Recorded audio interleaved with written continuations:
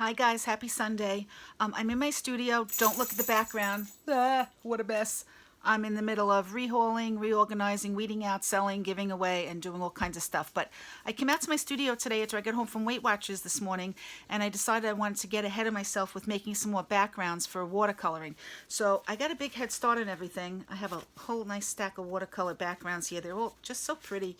I mean, the colors, whoops, where are you? There they are. The colors are so pretty and beautiful, and they're just like ready to go.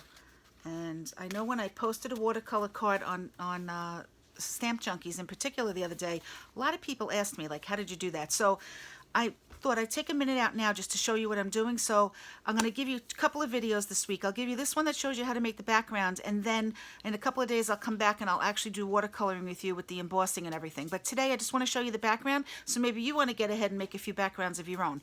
I'm talking really fast because my phone battery is going to go dead and the video is going to go out.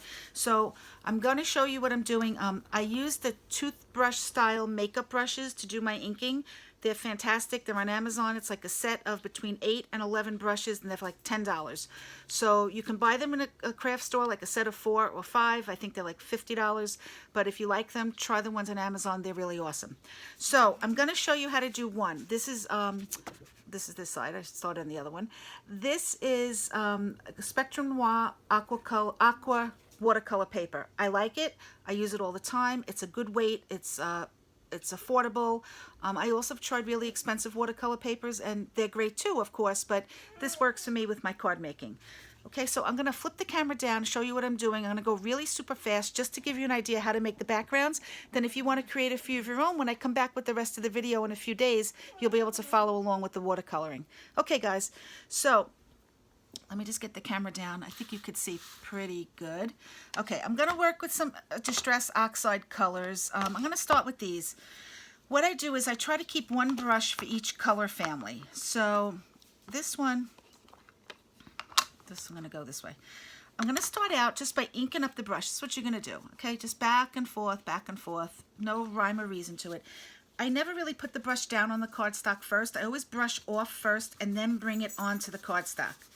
Once I'm on the cardstock, I just kind of put the color down wherever I feel like I want to have the color. There's no right or wrong, so just go with whatever you like. Okay? So I'm adding some color on, I'm blending. Sometimes I go in circles, sometimes I go back and forth. Okay, so I've got the green down. Now I'm going to go on to the spiced marmalade. Okay, and I use this brush like for the orange and the pinks. There's a lot of ink on here, so I'm going to go off and then onto the page. Onto the cardstock. Okay, that's my dog Jackson in the background whining for my attention. Okay, so you see I'm just going at random. I'm applying the ink. Okay, I don't know if you I hope you can have a good view. I'm really doing this super fast because I don't want my battery to die on me. Okay, so I've got that color down. Now I'm going to bring in this color, which is fossilized amber. It's like a golden yellow color. I'm just going to ink up, add some of this. Okay, but I'm already seeing now that it's getting, this color is kind of blending a little bit with the green. So I'm going to put it down, but then I'm going to go back. I feel like this needs a little more color.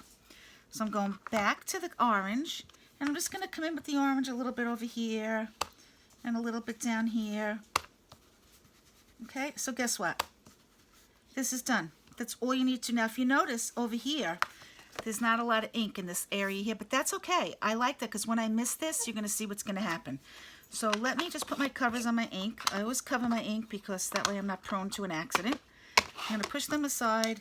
Push this aside. If you search on Amazon for the brushes, it's toothbrush style makeup brushes. And the ones that I have on the handle, it says Durime. Where are you guys? Here you are. Okay. All right. So now I made some of these before I came on the camera. Now I just have a little mister bottle. I really should be putting down a mat for this. Okay. So let me put down my mat because I'm going to have some water here. All right. So I have my mat ready. That's my Ken Oliver mat. So I'm going to do that. Okay, now, I'm just going to hold my hand a little distance away. You won't be able to see it on the camera, but there's water coming down here, and I'm just going to mist this. Okay, now I don't know if you could see. You see some of the water.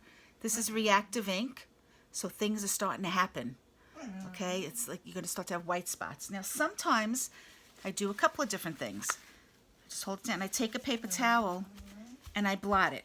And look what happens. See, I like to do this because when I watercolor, you have to remember I'm going to paint on top of this. Okay, so this one, and when it dries, it's going to be beautiful. The other thing you could do is you could put water down on your mat. Okay, and then just stick it into the water. Okay, and then you'll see it's all starting to become very muted, if you could see that. And then if you want a little more water, just go back on it again. Sometimes if I'm not liking how it's laying on there, I'll just blot it up. And I actually like the look of what the paper towel does because you almost get this little bit of texture. Now this one is really light, but I'm happy about that because I am going to watercolor on top of it. So you set it aside. I always let my pieces air dry because in my opinion, when you put a heat gun on something, it pushes the water around, it makes it dry differently. So while I'm doing this next one, I just want to tell you guys, I have to tell you, I'm not artistically trained, never went to art school. I'm sure there's people who have artistic training or an art degree and they're going to look and go, oh my God, what is she showing them to do? Guys, creativity is what you love. You try something and see how it goes. So this is my style and what I do, but I am not at all professing to be an artist giving you formal instruction. Okay, so here we go. I'm gonna mist this up again. And this one I'm gonna let dry on its own. I'm gonna see what happens. Sometimes you just tip it a little and the water will move. So this one I'm leaving, and because I'm leaving it without blotting it with the paper towel, I'm gonna get deeper colors. But I have to show you, look what's happening over here already. Can you, wait, where are you? Here you are. Can you believe this? Look at how beautiful this is. I mean, it's really, I don't have a good angle. I'm not good with the camera. Okay, here we are. Okay, so I'm happy with that. Let's do one of these that had a lot of blue on it. Okay, I'm going to mist that up. And again, this one I'm going to blot with the paper towel. So I just hold it down. And I don't blot it heavily because I want to leave ink on it. But I want that distressed look and I want that watercolor look. So there we go. Okay guys, my battery's going low. I will be back, so check in at my blog because I'm going to emboss and watercolor with you next time. So get out your distress inks or your distressed oxides, cut up some watercolor cardstock, prepare them like this, and then you'll be ready next time we come back. All right, I hope that you enjoyed this little video. I had to apologize. I'm a fast-talking New York girl. I mean, I can spit out the words quick. So I hope you kept up with me. If not, play it again. And just remember, you just need to check out the brushes. I don't get anything for telling you about this. I'm just sharing with you what I really love. And I hope you enjoyed the video and you kept up with my fast-talking self. And go create some of these beautiful things of your own. I mean, look, they're starting to dry. Look at how pretty they are. But I have to show you these. If the battery runs out, just ignore. Look, aren't they beautiful? I mean, I did some in that color family. And then look, I did a bunch in, wait, where are these? I just want to show you. Look at these. The colors are just so beautiful. They get more beautiful. Don't do them with the heat gun. Just let them dry on your work table overnight. I mean, they're absolutely beautiful. They look like marble, and I mean, I get like so happy when I see these when they're finished. I'm like, look at that. Okay, guys, thank you so much. I hope you enjoyed the video, and I will see you next time, probably in a couple of days with the watercoloring. Thanks for visiting my blog. Have a great day.